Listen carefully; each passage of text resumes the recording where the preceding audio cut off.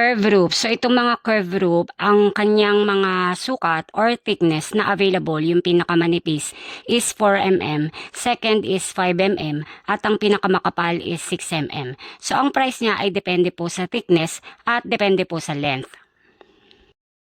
Ang mga available po na kulay is red, meron pong brown, meron pong gray, blue, green, and terracotta. So, ang design ng mga curve roof or profile is para siyang rib type na bubong. Yung mga long span, yung mga collar roof.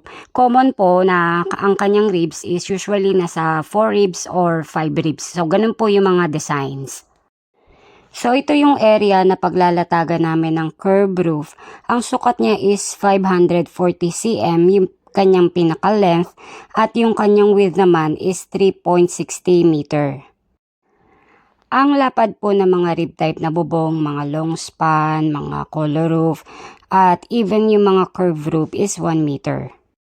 So, before kayo mag-place ng order sa planta, kailangan po kumpleto yung details at sukat na ibibigay niyo po sa kanila, like yung kung ano po yung haba, kung ano yung length, at yung width niya. At importante po kung curve po ang inyong yero, yung pinakagitna po ng pagka-curve po ng inyong trusses, kailangan po yung sukat nun para kapag binend po siya ng planta, based dun sa curve ng inyong trusses, ay makukuha po yung tamang sukat.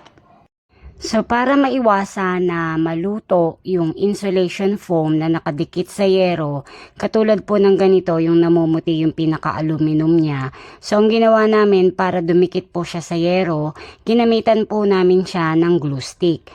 So, yung yero, yun po yung didikitan ng glue stick bago namin ilapat yung insulation doon sa mismong yero. So, doon sa paligid ng pinakadulo or kanto ng yero, doon po namin siya idinikit yung glue stick para lumapat siya sa yero, and then yung tex screw na ang pinakamaglalapat kapag nilatag na po siya sa trusses. Yung trusses na paglalatagan ng yero is stainless.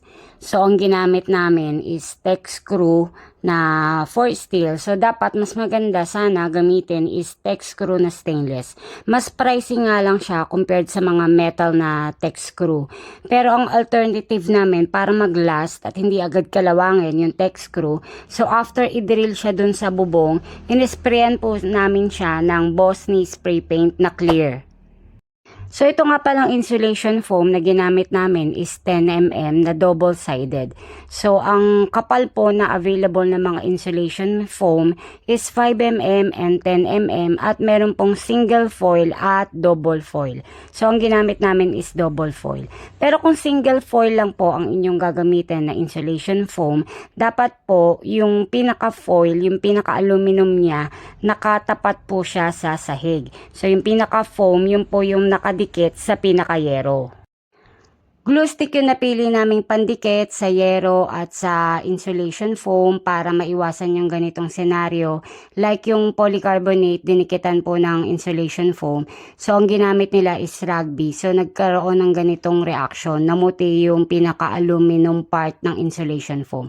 So, para maiwasan, mas magandang gamitin yung glue stick and then ilalak na lang siya ng tex screw kapag nilatag na po siya sa trusses. So, itong trusses is stainless pipe. So, meron siyang konting dumi, may konting nangingitim.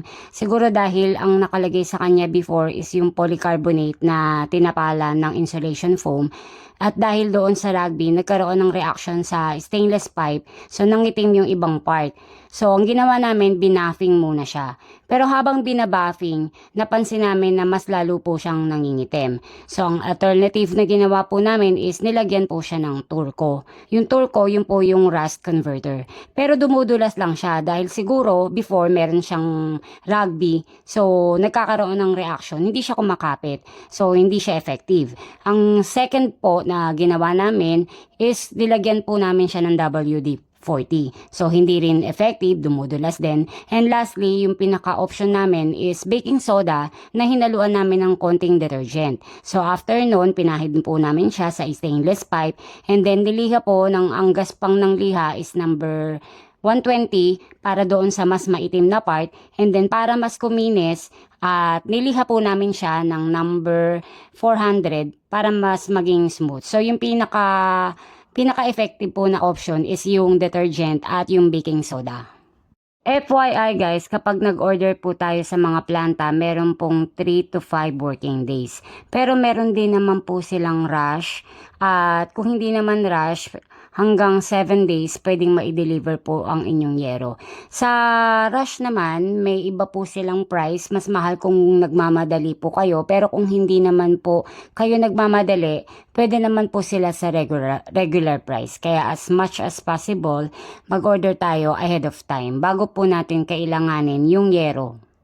So, if you want to know more about construction materials and curved roof and color roof, feel free to message me.